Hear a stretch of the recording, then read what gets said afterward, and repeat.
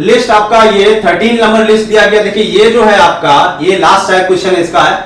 Adjunct दिया गया है, कॉन्टिगुअस दिया गया है, कॉन्संगीन दिया गया है और रिक्लूस दिया गया है। इसमें जो आपको एकदम आसान सा लगे उसकी बात करिए आप। तो यहां पर एडजंक्ट है, कॉन्टिगुअस है, कॉन्संगीन है और आपका रिक्लूस है। ये चार जो है आपके वर्ड दिए गए, इसमें जो सबसे आसान लगे उसको पहले पकड़ो। तो ऑप्शंस भी देख लेंगे। यहां पर ऑप्शंस आप अलग से बना सकते हैं, जैसे आपका ए हो गया, बी हो गया, सी हो गया और आपका डी हो गया। अब यहां पर देखेंगे, सबसे पहले देखिए डी वाला जो रिक्लूस वर्ड दिया गया। रिक्लूस का मतलब होता है एक ऐसा व्यक्ति जो अपना घर त्याग देता है। जैसे महात्मा बुद्ध की बात करें, सोशल लाइफ, हालांकि वो सोशल से जुड़े रहे, लेकिन एकदम व्यक्ति ऐसा जैसे हर्मिट संत होता है ना, जब बैरागी हो जाए, जिसको समाज से कोई मतलब नहीं है, दूर पहाड़ों पर चला गया और अपना जो है तपस्या कर रहा है, ध्यान कर रहा है, उस तरह का व्यक्ति है, रिक्लूस होता है। आप देखिए इसमें ऑप्शंस मिलेगा आपको। A person who has withdrawn, देखिए लिखा भी है, तीसरा नंबर है, a person who has withdrawn from society, जो सोसाइटी से एकदम विथड्रॉ हो जाता है, अलग हो जाता है। तो ये डी का 3 के साथ आप लिख सकते हैं, डी का 3 के साथ हो जाएगा। उसके बाद में जो है कंसंगीन, संगीन, ये देखिए सैंग्यून वर्ड दिया गया है। सैंग्यून का मतलब ही होता है, देखिए सैंग्यून का मतलब बहुत आसान है, ब्लड से संबंधित है। ब्लड मतलब ब्लड रिलेशन से संबंधित हो सकता है। जैसे कभी किसी व्यक्ति का कत्ल कर दिया जाता है, देखा होगा, कत्ल करने पर अब देखिए जो बोलते हैं ना बहुत ही संगीन जुर्म हुआ, एक संगीन जो शब्द बोलते हैं ना, वो एक्चुअली एक अंग्रेजी का जो शब्द है संगीन, उसी का एक हिंदी से रिलेटेड प्रोनाउंसिएशन है। उसका मतलब होता है ब्लड या ब्लड रिलेशन से संबंधित है। और कौन संगीन का मतलब क्या है? कौन का मतलब होता है हमेशा एक जुड़ाव के साथ, एक समूह के साथ। तो यहां पर देखिए बिल्कुल लिखा है सेम फैमिली रिलेशनशिप, क्योंकि फैमिली में जैसे CON जब भी आपको प्रीफिक्स लगा मिले कहीं पर भी, जैसे कॉन्ग्रेगेशन, कॉन्फ्लैग्रेशन, इस तरह का कॉन्संग्यून, तो इसका मतलब एक ग्रुप से होगा, उसमें कई सारे लोग शामिल होंगे। तो फैमिली में कई सारे लोग होते हैं, इसलिए आपका सी का 1 के साथ हो जाएगा। तो यहां पर लिख सकते हैं सी का 1 के साथ। तो 1-3 लास्ट में देखेंगे, हालांकि बात है 1-3 तो भी इसी में देखिए लास्ट में आ रहा है 1-3, अब करने की आपको जरूरत नहीं है वैसे अगर ऑप्शन में देखेंगे, लेकिन फिर भी देख लीजिए आप। और उसके बाद में कॉन्टिगुअस का मतलब क्या होता है? कॉन्टिगुअस का मतलब ही होता है ये नेबरिंग। जो एक वर्ड देखिए मैं आपको बता रहा हूं, एक वर्ड होता है कॉन्टेजियस और एक होता है कॉन्टिगुअस। ये कॉन्टिगुअस दिया जिसका मतलब होता है पास में, पड़ोसी अपना, उसको बोलते हैं कॉन्टिगुअस। एक वर्ड होता है कॉन्टेजियस, एक ऐसी बीमारी जो छूने से फैलती है, छुआछूत की जो बीमारी होती है वो कॉन्टेजियस होती है। और एक बीमारी होती है इन्फेक्शियस, जो संक्रमण मतलब जैसे हवा से, पानी से फैलती है, उसको इन्फेक्शियस बोलते हैं। समझ पा रहे ना?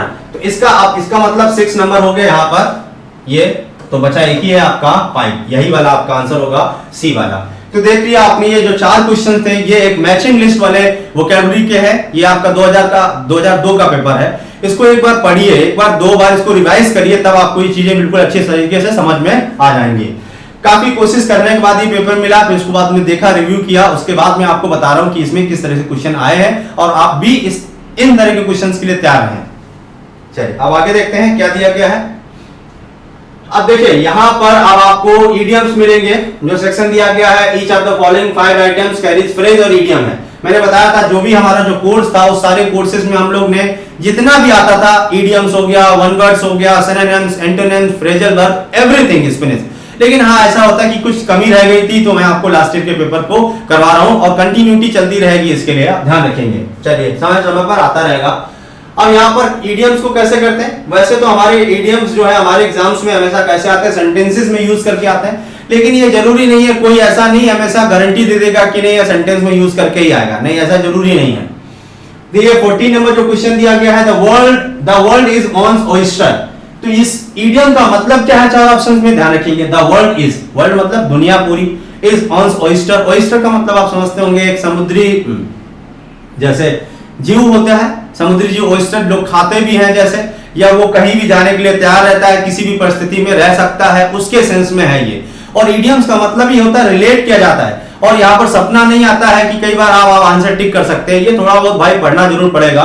तो यहाँ पर ऑप्शन सब देखेंगे तो एक ऐसा व्यक्ति यहाँ पर लिखा गया है, to follow one's objective very would help him या her the feeling one gets when he lands in unfamiliar country, one is able to enjoy all the pleasures and opportunities that life has to offer। मतलब एक ऐसा व्यक्ति जो दुनिया को अपना घर समझता हो, कहीं भी जा सकता है, जहां पर जैसी परिस्थितियां मिल जाए उसके हिसाब से अपने आप को ढाल सकता है, हर एक चांस का फायदा उठाना चाहता है, अवेल करना चाहता है, उसी को बोलते हैं the world is on oyster. ठीक है, उसके बाद में नेक्स्ट कुछ अच्छे शब्द हैं। अब 15 नंबर दिया to go for the jugular. तो गो फॉर द जुगुलर का मतलब क्या होता है? देखिए यहाँ पर एक ऐसा व्यक्ति जो कोई भी अपोनेंट होता है, अपोनेंट के कमजोर पक्ष का फायदा उठाना चाहता है। जैसे भगवान राम ने जो है रावण को मारा तो उसके कमजोर पक्ष की बात करेंगे, या तो जैसे कि आपने एक्लीज हिल की बात करेंगे। देखिए आपने एक इडियम्स पढ़ा होगा, एक्लीज हिल या हिल्स मान लो कह सकते हैं। तो एक्ली योद्धा था, उसकी हील कमजोर पक्ष थे। जैसे कि क्या होता था कि जब वो पैदा हुआ था तो वहां की एक मान्यता थी कि वहां पर एक नदी है, जो भी व्यक्ति पैदा होने के तुरंत बाद उस नदी में नहला दिया जाता था। अगर वो व्यक्ति वहां पर नहला दिया जाता था तो वो अमर हो जाता था, इवन मतलब उसको कोई मार नहीं सकता था। लेकिन उसकी मां ने क्या किया था, उसकी जो हील थी, एड़ी को ऐसे, जैसे व्यक्ति ऐसा खड़ा है तो हील को ऐसे पकड़ के और ऐसे डुबो के ऐसे निकाल लिया पानी से। तो कहने का मतलब ये कि उसकी हील भीग नहीं पाई थी, वही उसका कमजोर पक्ष है। ऐसा हॉलीवुड फिल्म में मैंने देखा है, कहानी भी पढ़ी है, और ये इडियम को वहीं से आप रिलेट कर सकते हैं। तो कमजोर पक्ष के सेंस में देखिए यहाँ पर दिया भी गया है, to make a fierce destructive attack on the weakest point on opponents argument. Argument हो सकता है या वाद विवाद, जिसको फिलिबस्टर भी बोलते हैं, मैंने आपको बताया था, जो विचार चुरा ले अपोनेंट्स के और उससे पहले वो बोल दे, अटैक कर दे उसके ऊपर। एक्लीज हिल आप ध्यान रखेंगे, आप देख सकते हैं इस इडियम्स में ये भी इडियम्स आ चुका है। अब ये इडियम जैसे आया यहाँ पर to go for a jugular, तो यहाँ पर देखिए कई बार इडियम्स पुराने और नए का ख्याल रखना पड़ता है, मैंने बता दिया आपको। अब नेक्स्ट चलते आगे बढ़ते हैं। 16 नंबर क्वेश्चन दिया गया है, to follow the primrose path. Primrose path का मतलब क्या होता है? देखिए मैंने बता, एक इडियम्स आपने पढ़ा होगा बिल्कुल आसान सा, a bed of roses. A bed of roses, एकदम आसान लाइफ, जिंदगी एकदम मस्त, कोई भी दुख नहीं, एवरीथिंग इज परफेक्ट, इस तरह का होता है। तो उसको हम प्राइम राइज, अब यहां पर रोज की बात करेंगे, है ना, तो उसी के सेंस में इसको भी आप रिलेट कर सकते हैं, जिसके जीवन में एकदम इजीनेस हो, सब कुछ बढ़िया हो। तो लिखा है to go for pursuit of pleasure या परस्यूट ऑफ हैप्पीनेस और an easy life, a bed of roses, ऐसा लिख सकते हैं, अ बेड ऑफ रोजेस। तो यहां पर इससे याद रखो, बिल्कुल छोटा इडियम, बिल्कुल बेसिक इडियम, आपने अपने एकेडमिक्स में भी पढ़ा होगा, लेकिन उसके जगह पर ये अच्छा इडियम दिया गया है। तो इससे आप याद कर सकते हैं, बेड ऑफ रोजेस से, टू फॉलो द प्राइम रोज। यहां पर भी देखिए रोज दिया गया, प्राइम का मतलब और भी बढ़िया, पाथ मतलब रास्ता।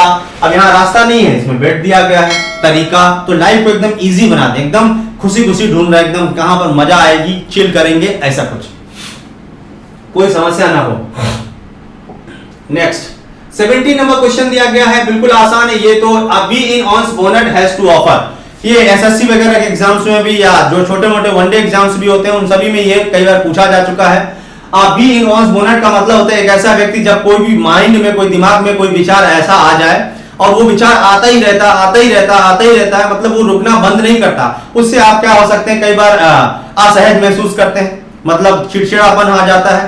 कहने का मतलब वो दिमाग में घूमता रहता है। कई बार ऐसा होता है कि जो व्यक्ति है ना डिप्रेस हो जाता है, तो उनके विचारों को, वो विचार आते रहते हैं उनके दिमाग में और वो जाने का नाम नहीं लेते, उनसे उनको तिलमिलाहट होती है, घबराहट हो, इस तरह का। To be very enterprising, to be very timid or shy, to have an impractical idea, to have a particular idea which, अब यहाँ पर दिया है, तो यहाँ पर देखेंगे, अगर impractical idea का मतलब कि जो प्रैक्टिकली संभव नहीं है, एक्चुअली वो होता नहीं है, लेकिन फिर भी मन में विचार आते रहते हैं, कहीं ऐसा ना हो किसी का एक्सीडेंट हो जाए, घर से कोई व्यक्ति निकला है तो चिंता बनी हुई, इस तरह का कुछ।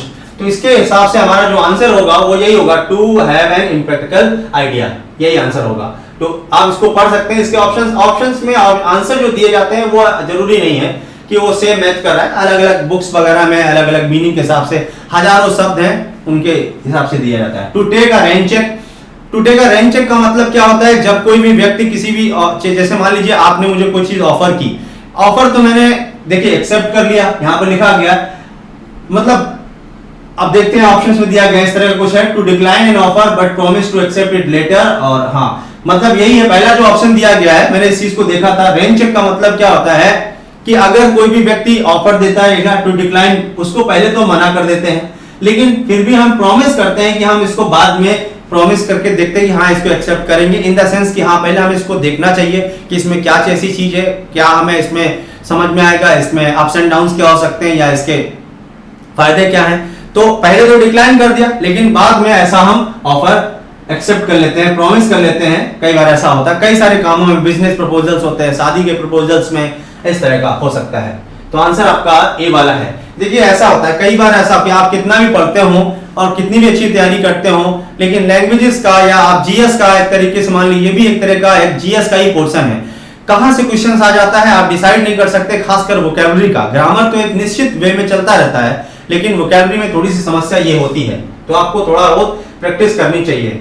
अब देखिए कॉम्प्रहेंशन दिया गया है, कॉम्प्रहेंशन में पैसेज जो दिया गया है ना, उसको वो पहले एग्जांपल दे रहा है कि पैसेज कैसे सॉल्व करना होता है। आपको एग्जांपल पढ़ने की जरूरत नहीं है, वो आप जानते हैं कि पैसेज कैसे सॉल्व करना होता है। मैंने पहले ही पेपर में आपको बताया था, ये पैसेज रहा आपका, और मैंने क्या बताया था कि जब भी कोई पैसेज आप करें तो उसके क्वेश्चंस पहले पढ़ें और क्वेश्चन पढ़ने के बाद पैसेज को बाद में पढ़ें, क्योंकि आपका टाइम जो है बहुत कीमती है। आप एक बार क्वेश्चन पढ़ लेंगे तो हमको ये पता चल जाएगा कि हमें ढूंढना क्या है, और पहले आप पहले पैसेज पढ़ेंगे, फिर ऑप्शंस पे जाएंगे, फिर पैसेज में आएंगे, तो फिर दिक्कत रहेगी, है ना, ध्यान रखेंगे। तो पहले हम लोग पैसेज पढ़ते हैं, क्वेश्चन पढ़ते हैं। 19 नंबर क्वेश्चन दिया गया है, अकॉर्डिंग टू दिस पैसेज, इस पैसेज के according the two factors that the buyer of a new car should keep in mind are. देखिए एक जो बायर है, जो खरीदने वाला है, जो गाड़ी खरीदने वाला व्यक्ति, उसको क्या दिमाग में ऐसा रखना चाहिए खरीदते समय, दो फैक्टर बताने हैं। तो पैसेज पढ़ते समय पता चल जाएगा, और ये एक ऐसा टॉपिक है जो कॉमन है, भाई आप भी गाड़ी खरीदते होंगे। उसके बाद में 20 नंबर में देखेंगे, the size of the car should be in accordance with, जो साइज है कार का वो कैसा होना चाहिए, किसके अकॉर्डिंग होना चाहिए, ये इसका आंसर का जवाब देना है। क्वेश्चन का 21 नंबर दिया गया, the writer favours a car with a wide glass area so that the driver can, जो राइटर है वो फेवर करता है एक कार का वाइड ग्लास, मतलब बड़ा शीशा लगा हो, वाइड लगा हो, ताकि ड्राइवर को क्या आसानी हो सके उसको देखने में या समझने में, ऐसा कुछ होगा। उसके बाद में 22 नंबर क्वेश्चन दिया गया, it is very expensive to maintain a large car, एक लार्ज कार, एक बड़ी कार को बहुत मुश्किल से मेंटेन किया जा सकता है, बहुत एक्सपेंसिव होता है, ऐसा क्यों है ये बताना है। और 23 नंबर क्वेश्चन दिया, while buying a new car one should specially consider it's, जब कोई व्यक्ति नई कार खरीदता है उसको क्या कंसीडर करना चाहिए। तो भैया कार खरीदने से संबंधित है, ये तो सिंपल सा है, पढ़ सकते हैं आराम से।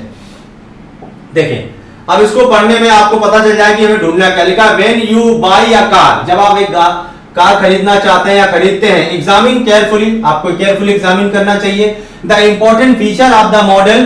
अब भाई जाहिर सी बात है, कोई व्यक्ति बिना फीचर के कैसे गाड़ी ले सकता है। Important features of the model you are considering, जो भी कंसीडर करते हैं। Many buyer of the latest models has got into trouble by buying a car too broad और too long for his garage. देखिए भाई ये आपका पॉइंट रहा कि बहुत सारे लोग हैं वो गाड़ी तो खरीद लेते हैं, लेकिन बाद में उनको समस्या हो जाती है कि उनका जो गैरेज छोटा है, गाड़ी बड़ी लेके आए और पड़ोसी के सामने खड़ा नहीं कर सकते। और हमारे इंडिया में तो वैसे भी इतनी समस्या है कि पार्किंग के लिए कोई जगह नहीं है, समझ पा रहे ना, इसलिए एक पॉइंट मिल गया हम लोग को। फर्दरमोर उसके आगे की बात कर रहे हैं, a long car is much harder to manoeuvre, एक लॉन्ग जो कार होती है उसको बहुत मुश्किल से मनवर किया जाता है, मतलब उसको ऑपरेट, उसको सीखना, उसको मोड़ना, उसमें बैक गियर डालना, मतलब ऐसा नहीं। देखिए जो लोग जानते हैं, जो चला लेते हैं, उनको समस्या नहीं होती, लेकिन फिर भी अगर आप गाड़ी को फ्रिक्वेंटली चेंज कर रहे हैं, उनके फीचर्स के अकॉर्डिंग उनको थोड़ा बहुत हमें सीखना पड़ेगा, और बड़ी गाड़ियों में भी थोड़ा सा ज्यादा समस्या होती है। मनवर का मतलब एक्सपर्ट होना बहुत मुश्किल हो जाता है, और खासकर ऑटोमेटिक गाड़ियां हो तो इन ट्रैफिक और ट्रैफिक में कई बार, and much more difficult to park, और पार्किंग में और ट्रैफिक में बहुत दिक्कत होती है। Another feature is the comfort, और बिल्कुल आज जाहिर सी बात है कंफर्ट की बात करेंगे तो are the seats nice and durably upholstered in there enough glass area to give the driver good view in all direction. देखो ग्लास वाला क्वेश्चन पूछा गया था, तो वो इस वजह से कह रहा है कि उसको चारों तरफ अच्छी तरीके से वो देख सकता है, जैसे बैक करना हो, राइट लेफ्ट ऐसा कुछ उसके सेंस में है। और अपहोल्स्टरी अच्छी होनी चाहिए, ड्यूरेबल अपहोल्स्टर मतलब साजो सज्जा, अच्छी सीट्स, उनमें अच्छे कुशन्स, इस तरह का म्यूजिक सिस्टम्स, ऐसा बहुत सारी चीजें। अपहोल्स्टर जो उसके अंदर की चीजों को डेकोरेट करना, is there enough glass area, यहां तक तो पढ़ लिया। Particularly to the rear, rear मतलब पीछे, जाहिर सी बात है पीछे के सेंस में मतलब जब हम बैक करते हैं तब। It should be remembered that the heavier and more powerful car is, जितनी कार पावरफुल होगी और हैवी होगी, the more expensive it will be to operate, और जाहिर सी बात है उसको ऑपरेट करने में मुश्किल होगी। और high powered Motors require expensive high content sorry octane petrol, भाई हाई ऑक्टेन पेट्रोल भी चाहिए। अगर अच्छी गाड़ी होती, कई बार ऐसा होता है ना, तो उसमें काफी इफिशिएंसी का पेट्रोल चाहिए होता, नहीं तो इंजन वगैरह में प्रॉब्लम हो सकती है। The greater weight means greater tyre wear, अब बड़ा अगर हैवी गाड़ी है तो उसके टायर भी जल्दी खत्म होते हैं, बिल्कुल सीधी बात है। ये बात एकदम सिंपल सी बात है, ये बहुत अच्छी बात है। जितने भी लोग जानते हैं भविष्य में जब भी कोई बड़ी गाड़ी होती है उनके टायर को हम फ्रिक्वेंटली चेंज करना पड़ता है, क्योंकि वो बहुत जल्दी से घिस जाते हैं। एंड इन लार्ज ब्रेक्स, और ब्रेक्स को भी लगाने में उनके जो ब्रेक शूज या जो भी चीजें हैं वो the old cliche is still true. उसके बाद में it is not the initial cost but the upkeep which matters, तो डिपेंड करता है। अब देखो इसको पढ़ने की कोशिश करेंगे तो आपको आंसर समझ में आएंगे। According to the passage the two factors that the buyer of a new car should keep in mind are its price and size, its model and upholstery, the size and the comfort it offers. तो बिल्कुल सीधी बात है, सबसे मुख्य बात है उसका size, क्योंकि आपका गैरेज का साइज अगर सही नहीं है, सॉरी गैरेज के साइज की गाड़ी नहीं है तो वो दिक्कत करेगी। और अगर कंफर्टेबल साइज की बात करेंगे और कंफर्टेबल नहीं है तो भाई गाड़ी का लेने का कोई फायदा नहीं है। कंफर्ट मतलब चलाने में भी आराम, बैठने में भी आराम, उसको ड्राइव करने में भी आराम, पार्किंग करने में भी आराम, हर चीज में होना चाहिए कंफर्ट, मतलब सिर्फ बैठने से नहीं होता। तो आंसर आपका बिल्कुल सिंपल सा है, सी वाला आंसर होगा आपका, ये हो गया। अब हम लोग देखते हैं नेक्स्ट 20 नंबर क्वेश्चन दिया गया था, size of the car should be according with, जो साइज का कार का जो साइज है वो किसके अकॉर्डिंग होना चाहिए, तो ये तो बिल्कुल आसान से बताया गया है, the size of the garage the buyer has, B वाला आंसर होगा। गैरेज का जो साइज होगा उसी के अकॉर्डिंग हो। देखिए ऐसा है, हम मानते हैं कई बार हम लोग इस चीज का ध्यान नहीं देते, लेकिन हमें ध्यान देना चाहिए और ये अच्छी बात है। उसके बाद में 21 नंबर दिया गया है, the writer favours a car with a wide glass area so that the driver can, देखो भैया वाइड ग्लास होना चाहिए ताकि जो ड्राइवर वो ऑल डायरेक्शंस में देख सकते हैं, और खासकर पीछे, रियर का मतलब होता है पीछे, रियर बैक। तो यहां पर देखेंगे to enjoy the scene no have a good view of the rear, यही है आपका good view of the rear. Rear मतलब पीछे, खासकर पीछे की बात कर रहे हैं, पीछे की बात कर रहे हैं, पीछे आसान से, वैसे ऑल डायरेक्शन से, लेकिन स्पेशली रियर की बात करेंगे।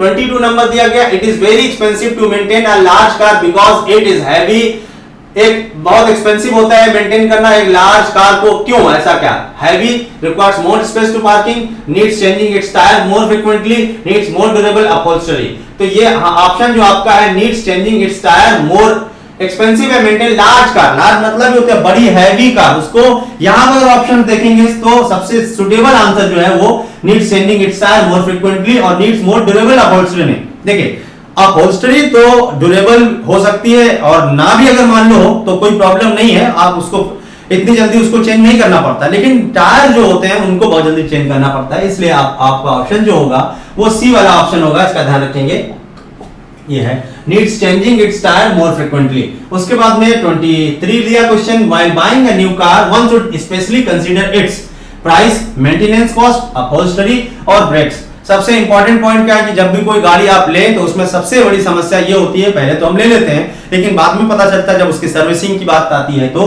मेंटेनेंस कॉस्ट को हमेशा ध्यान रखना चाहिए कि आगे समस्या क्या उत्पन्न होगी मेंटेनेंस, क्योंकि अगर टायर फ्रीक्वेंटली चेंज हो रहे हैं, हाई ऑक्टेन पेट्रोल डलवाना है, ड्यूरेबल अपहोल्स्टरी डलवाना है, कई सारे ऐसी जो नए नए फीचर्स आ जाते हैं, है ना, तो उनके हिसाब से आपको मेंटेनेंस कॉस्ट को कंसीडर करना बहुत जरूरी है। ठीक है, चलिए आगे बढ़ते हैं। हमारा क्वेश्चन होगा 23। अब नेक्स्ट जैसे दिया गया है सिनोनिम्स आया गया। अब सिनोनिम्स में जो है ये एक एग्जांपल दिया गया है, सिनोनिम को कैसे करना होता है, एग्जांपल से मतलब नहीं, आप जानते हैं कैसे करना होता है। 24 नंबर क्वेश्चन दिया, जो अंडरलाइन वर्ड है, अंडरलाइन वर्ड को सिनोनिम बताना है और सेंटेंस में यूज करके दिया है तो बिल्कुल आसान है। लिखा गया है आई rather like the quant little house at the end of the street.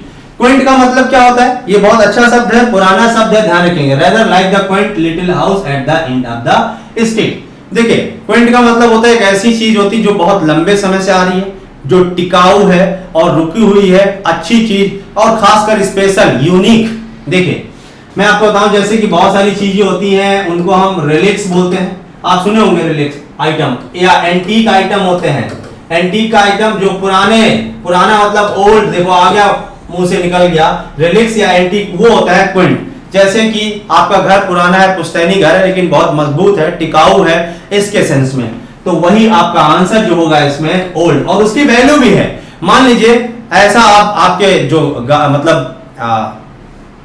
Grandfather उससे भी पहले के वो बहुत ही अच्छे व्यक्ति थे, उनका वो बहुत फेमस हो गए। उनके घर को कई बार देखा होगा, बहुत सारे ऐसे सेलिब्रिटीज होते हैं, उनके घर को म्यूजियम्स बना देते हैं, उनके सेंस में जिसको हम क्विंट, रिलिक्स या हमने बताया ना आपको एंटीक बोला जाता है। तो इसमें ऑप्शंस अगर देखेंगे तो ओल्ड ही होगा, बाकी भी ऑप्शंस हॉन्टेड नहीं होगा, इसमें ध्यान रखेंगे। चलिए अब नेक्स्ट देखेंगे, हमारा 25th क्वेश्चन दिया गया है। If she continues to spend her time in such a frivolous manner, she would fail her exam। अब देखिए ये सेंटेंस में पता चल रहा है कि यदि कोई भी व्यक्ति कंटिन्यू स्पेंड करता है अपना time in such a frivolous manner, वो मैनर कैसा होगा, हमेशा निगेटिव ही होगा, क्योंकि वो देखो एग्जाम में फेल होने वाली। तो फ्राइवलेस का मतलब होगा क्या कि जो व्यक्ति सीरियसली पढ़ाई नहीं करेगा, या कहने का मतलब फ्री दिमाग एकदम हल्के में ले लिया उस चीज को, तो उसके हिसाब में होगा फ्राइटफुल, लेजरली, नॉन। देखिए बिल्कुल आंसर सिंपल है, ये दिया गया है सी वाला, नॉन सीरियस। जो व्यक्ति बिना सीरियसली पढ़ाई नहीं करेगा वो एग्जाम में फेल होगा। तो ये हो गया आपका फ्रीवलेस को हमेशा फ्री से याद रखिएगा ताकि आपको याद रहे। फ्री मतलब जो व्यक्ति फ्री हो गया, उसके ऊपर कोई भी वो ऐसी चीज नहीं लागू की गई कि ये कि आपको दबाव बनाया गया। लेकिन जब कोई व्यक्ति दबाव लेता है, थोड़ी बहुत तो आपको लेनी पड़ेगी पढ़ाई के लिए कि आपको इतना पढ़ना ही है, थोड़ा सा इरिटेट होंगे पढ़ाई में, तभी आपका सिलेक्शन होगा। आप इसकी को हल्के में नहीं ले सकते। 26 अभी मैंने बताया था संगीन का मतलब क्या होता है। देखिए संगीन का मतलब आपको देखिए 2 बार ये शब्द आया है इसमें। संगीन का मतलब ब्लड रिलेशन से भी होता है, और दूसरा मतलब यहाँ पर होता है आपका ऑप्टिमिस्ट। मैं आपको ऑप्शन बता दे रहा हूं, ऑप्टिमिस्ट। तो यहाँ पर sanguine as he is in his attitude to life and its problems, he can not be noticed wherever he goes. तो यहाँ पर आंसर जो होगा इसका ऑप्टिमिस्टिक होगा। ये थोड़ा सा अलग है आपके लिए। संगीन का मतलब ब्लड रिलेशन से भी होता है, और संगीन का मतलब होता है ऑप्टिमिस्टिक। ये अच्छा शब्द है, इसको जब दूसरे शब्दों में देखेंगे आप, मतलब कई बार कोशिश करेंगे तो वोकैबुलरी में आपको ऑप्टिमिस्टिक भी वर्ड मिलेगा, आशावादी, संगीन का मतलब। कुछ शब्द ऐसे होते हैं जिनको पढ़ने में थोड़ी सी दिक्कत होती है, कई बार ऐसा नहीं आता है। 27 नंबर क्वेश्चन जो दिया गया, one's demonstration against social ills. Social ills का मतलब क्या है, जो सामाजिक बुराइयां हैं, has to be consistent to be fruitful. तो यहाँ पर रिमॉन्स्ट्रेशन का मतलब क्या है, रिमॉन्स्ट्रेशन का मतलब होता है अब अगेंस्ट की बात करेगा। अच्छा बताओ, जब किसी भी सोशल इल्स के अगेंस्ट हम क्या करेंगे, आउटरीच नहीं, डेमोन्स्ट्रेशन या प्रोटेस्ट। प्रोटेस्ट का मतलब ही होता है उनको रोकने की कोशिश करेंगे, तो डेमोन्स्ट्रेशन का मतलब भी हो गया क्या, प्रोटेस्ट। आप समझ पा रहे ना। तो आंसर हो गया 27 का सी। सेंटेंस को पढ़ते समय पता चल जाता है, और गेस, हालांकि गेस नहीं करना होता, लेकिन जब आप न्यूज़पेपर्स वगैरह, इसी वजह से कहा जाता है कि न्यूज़पेपर्स पढ़िए, तब आपको वो चीजें दिमाग में बैठी रहती हैं। ठीक है, उसके बाद में नेक्स्ट हम लोग बढ़ते हैं आगे। हमारा एंटोनिम्स आ गया, उसका भी एक एग्जांपल दिया गया है, लेकिन एग्जांपल से कोई मतलब नहीं है, सीधे आते हैं क्वेश्चन पर। तो एंटोनिम्स का मतलब क्या कि जो भी अंडरलाइन वर्ड है उसका अपोजिट शब्द देना है। अपोजिट शब्द में दिया गया the advice rendered to him sounded to be quite sagacious. तो ये जो शब्द दिया गया सैगासियस, उसका अपोजिट वर्ड बताना है। और सैगासियस का मतलब क्या होता है, सैगासियस वो व्यक्ति होता है जो बुद्धिमान है, जिसके अंदर इंटेलेक्चुअलिटी है, बुद्धिमत्ता है, और बहुत पुराना भी है। सागा, जिसको कथा जैसे सुना होगा, एक वर्ड होता है सागा, जो बहुत पुराना है, उसको उसके एडवेंचर्स, उसके दिमाग में ऐसी कहानियां भरी हुई हैं जो एक्सप्लेन कर सके। तो उसका अपोजिट क्या होगा, अपोजिट क्या होगा इसमें देखिए, स्टूपिड पर्सन। आंसर है बिल्कुल सिंपल है, स्टूपिड। अपोजिट पूछा गया है, सिनोनिम नहीं पूछा गया है। तो सैगासियस वो व्यक्ति होता है जो बहुत अच्छा है, बुद्धिमान है, उसका अपोजिट स्टूपिड होगा, मूर्ख। 29 नंबर क्वेश्चन दिया गया था, Indian culture fair was held at Rome in a grandiose manner. Grandiose का मतलब क्या होता है, भव्य, विशाल, बहुत उम्दा, स्प्लेंडर के सेंस में, बहुत अच्छी तरीके से, है ना। तो ग्रैंडियोस का अपोजिट बताना है, तो इंप्रेसिव का अपोजिट क्या होगा, अनइम्प्रेसिव। ये आंसर सी वाला जो दिया गया है, ये तो आप घर पे भी कर सकते हैं, क्योंकि वोकैबुलरी है, इसको करना आसान है। जितना ज्यादा करेंगे उतना ज्यादा आपको समझ में आएगा। अनइम्प्रेसिव होगा कि इंडियन कल्चर फेयर जो है वो रोम में जो हुआ था वो कैसा, ग्रैंडियस मैनर में हुआ, बहुत विशाल बनाया, बहुत भव्य, लाइटिंग्स, उनमें बहुत सारी चीजें ऐसी थी जो बहुत ही संचुअस मील, खाना अच्छा था, इन सब चीजों के बारे में। तो इसका ऑप्शन जो है वो अनइम्प्रेसिव होगा। उसके बाद में 30 IAS जो पेपर का लास्ट क्वेश्चन देखिए आप 2002 में ये 30 क्वेश्चन हैं। ध्यान रखिएगा, ये जरूरी नहीं है, कई बार लोग कंसीडर कर लेते हैं कि जो लैंग्वेज है आ जाएगी 5 नंबर की या 10 नंबर की। देखिए आपके हिसाब से एग्जामिनर पेपर नहीं बनाएगा, इसलिए हमेशा लैंग्वेज को ध्यान रखिएगा। 30 क्वेश्चन अगर हैं एग्जाम में तो आप समझ सकते हैं कि आप अगर इनमें चूक जाते हैं आपका सिलेक्शन रुकेगा। नेक्स्ट जो है आपका 30 नंबर क्वेश्चन दिया, his voice sounded haughty when I spoke to him over the telephone. जब उसने टेलीफोन पे बात करी तो उसकी जो वॉइस या साउंड था वो कैसी थी। हॉटी का मतलब होता है जैसे कि ऐसी बात करना, थोड़ी सी र्यूडली बात करना, र्यूड के सेंस में होता है। र्यूड जब व्यक्ति को लगता है जब उसने कुछ कह दिया हो, अगर आपसे फोन करते हैं हाँ हेलो, अब किसी दूसरे व्यक्ति सामने वाला बोला हाँ बोलो कौन, किससे बात करनी है, क्यों फोन किया, तो थोड़ा सा र्यूड लगता है कि हाँ व्यक्ति हेलो भी नहीं बोल रहा है, गुड इवनिंग गुड मॉर्निंग भी नहीं बोल रहा है, कम से कम पूछे तो भाई कौन है, क्या चाहिए आपको, तो र्यूडली बात करना है। तो उसका अपोजिट क्या होगा, अपोजिट जो र्यूडली, जो अच्छा लगे। अब अच्छा कौन लगता है भाई, जब फोन करे आपको, आपकी प्रेमिका का फोन आ जाए ना तो बहुत बढ़िया लगता है, ये कहने का मतलब है। तभी प्लीजेंट लगेगा, प्लीजेंट मतलब खुश हो जाएंगे, दिल बाग बाग हो जाता है, बहुत बढ़िया। अच्छा हो गया, मूड खराब था तो भी अच्छा हो जाता है। तो आंसर आपका सिंपल सा है, आपका ए वाला होगा। तो हॉटी का मतलब, हॉटी मतलब जो है उद्दंड, घमंडी, उसके सेंस में, उसका अपोजिट है प्लीजेंट। तो दोस्तों ये आपका है पेपर रिव्यू हो गया आपका 2002। देखिए आप synonym, antonyms, idioms, passage, fill in the blanks, errors, और वो जो वोकैबुलरी पूछा गया था जो लिस्ट वाला, वो बहुत खतरनाक था। तो इस ऐसे क्वेश्चंस के लिए भी आप तैयार रहिए, बहुत ही इंपॉर्टेंट तरीके से मैंने आपको समझाया है। और भी पेपर्स हैं, मैं आपको करवाने के लिए तैयार हूं, और भी आएंगे थोड़ा सा, लेकिन देखना पड़ता है कि इनमें समस्या क्या है, किस तरह से क्वेश्चंस को एक्सप्लेन करना होता है। और कई बार ऐसा होता है कि कौन से क्वेश्चन वाकई में है, कई बार ऐसा होता है कि गलत डेटा भी नहीं होना चाहिए। आप चीजों को चेक कर सकते हैं, कमेंट करिए, शेयर भी करिए, लोगों को बताइए, और लेक्चर कैसा लगा ये भी बताइए। देखने के लिए बहुत बहुत धन्यवाद। मिलते हैं नेक्स्ट पेपर के साथ। जय हिंद।